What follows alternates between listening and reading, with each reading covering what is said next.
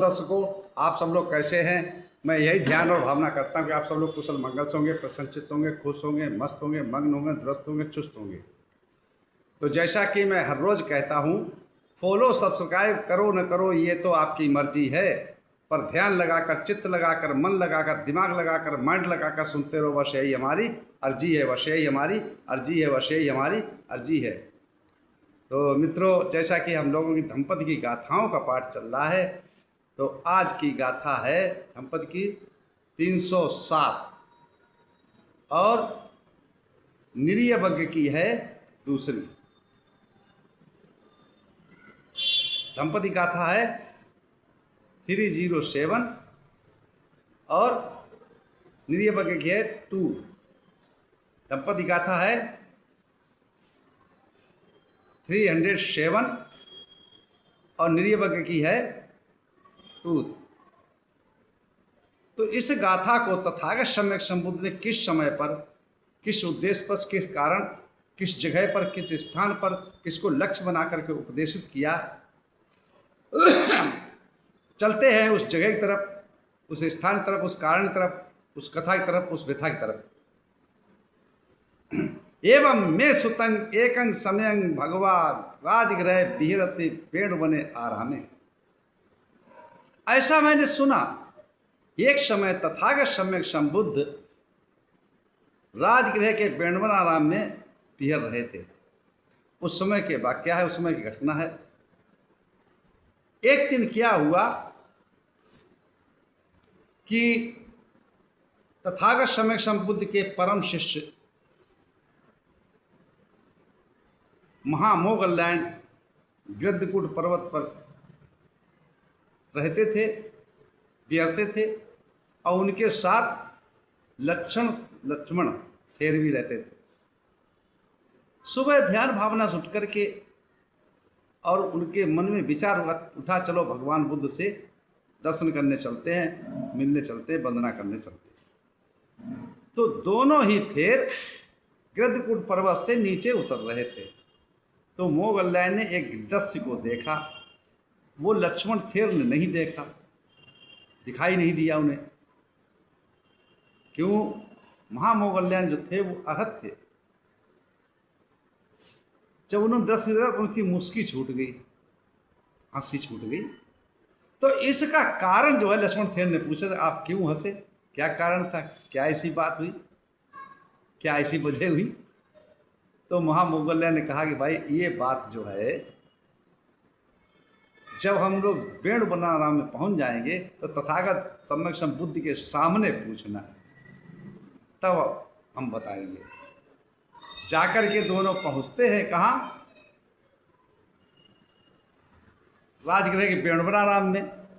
भगवान बुद्ध को पंचांग प्रणाम करते हैं, वंदना करते हैं, नमन करते हैं और एक तरफ बैठ जाते हैं। तथागत शास्त्रा जो है उनसे कुशल क्षेम पूछते हैं, हालचाल पूछते हैं, सुख दुख की बातें पूछते हैं, कैसी ध्यान भावना चल रही है, कैसा मार्ग आरूढ़ है, कैसी आपकी साधना है, कैसा आपका मेडिटेशन चल रहा है।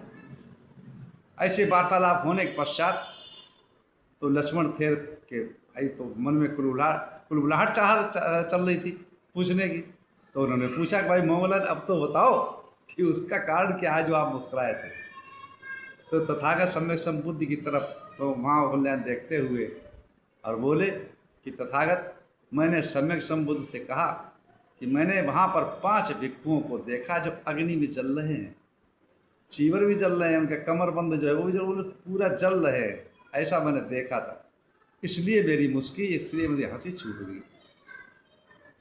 तो तथागत सम्यक संबुद्ध ने उसी समय पर इस गाथा को उपदेशित किया कि ये अभी की कहानी नहीं है, ये कश्यप बुद्ध के समय पर ही ये जो काषाय वस्त्रधारी भिक्षु थे, चीवरधारी, ये संन्यास लेने के पश्चात भी, गृह त्याग करने के पश्चात, योगी बनने के पश्चात भी, वैरागी होने के पश्चात, लेकिन राग, द्वेष, मोह, तृष्णा, लोभ, लालच सब में घिरे रहते थे और दुष्कर्म करते थे, दुष्कृत करते थे, अकुशल कर्म करते थे। इस कारण वो ये झेल रहे हैं। तो उसी समय तथागत सम्यक संबुद्ध ने इस गाथा को प्रकाशित किया। क्या बोले? कासावकंठा बहवो पाप धम्मा असंयता, पापा पापे ही कम्ये ही निर्हन्ते उपज्जरे। कंठ में काषाय वस्त्र डाले कितने ही पापी असहमी, इनका संयम कुछ नहीं, असहमी हैं, जो कि अपने पाप कर्मों से नरक में उत्पन्न होते हैं, दुख के गामी होते हैं।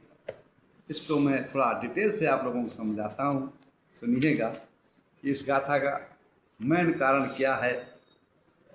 ऐसे बहुत से लोग होते हैं संसार, ऐसे बहुत से लोग होते हैं जो संत, साधु, सन्यासी, भिक्षु, बैरागी का रूप धारण करके अपवित्र गेरुआ वस्त्र, काषाय वेश धारण कर किए रहते हैं, परंतु निरंतर पाप कर्मों में रत रहते हैं, निरंतर पाप कर्म करते रहते हैं।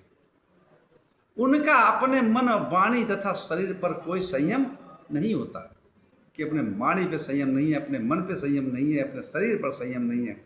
मन सा वाचा कर्मणा, मन से भी दुष्कर्म करते हैं, वचन से भी दुष्कर्म करते हैं और शरीर से भी दुष्कर्म करते हैं। ऐसे ढोंगी, पाखंडी, दुराचारी, पापी अपने बुरे कर्मों के कारण इस लोक में तो दुर्गति उनकी होती ही होती है, दुर्गति को प्राप्त होते हैं, और मरने के पश्चात भी उनको सीधे नरक में भी दुर्गति मिलती है, अभीच नरक में।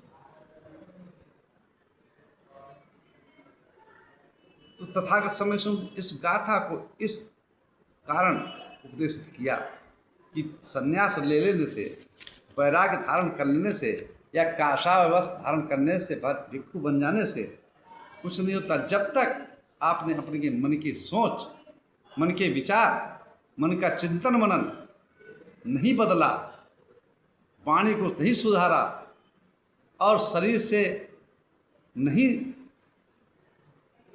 कंट्रोल किया, तो आप मन से भी दुष्कर्म कर रहे हो, वाणी से भी दुष्कर्म कर रहे हो और शरीर से भी दुष्कर्म कर रहे हो। तो ये काषाय वस्त्र नहीं, ये तो पाप का भागी है, ये दुख का भागी है। वो जीते जी भी दुख प्राप्त करता है, दुखों में भुगता है, और मरने के पश्चात भी फिर भी दुखों में पड़ता है, दुख में ही रहता है। इसलिए काषाय वस्त्रधारी को चाहिए, भिक्षु को चाहिए, जो कल्याण साधने वाले हैं, अपना मार्ग मोक्ष प्राप्त करने वाले चाहते हैं, जो मोक्ष प्राप्त करना चाहते हैं, जो मुक्ति चाहते हैं, जो निर्वाण चाहते हैं, वो सन्यासी, बैरागी, योगी, भिक्षु कोई भी हो, उसको अपने मन, वचन और काया से, शरीर से हमेशा पवित्र शुद्धाचरण होना चाहिए। शील समाधि प्रज्ञा से जागरूक रहता चाहिए, जागरूकता होनी चाहिए और हमेशा उस पर जागरूक रहना चाहिए। ऐसा तथागत समय से बुद्ध कहा, समझाया। इसी साथ मैं अपनी वाणी विराम देता हूँ। आप सब लोगों को मंगल हो, कल्याण हो, सुखी जीवन हो, रोगी काया हो, दुख दूर हो जाए, सुख से वास करो, हमेशा प्रशंसित रहो। आप सब लोगों को मंगल हो, मंगल हो, मंगल।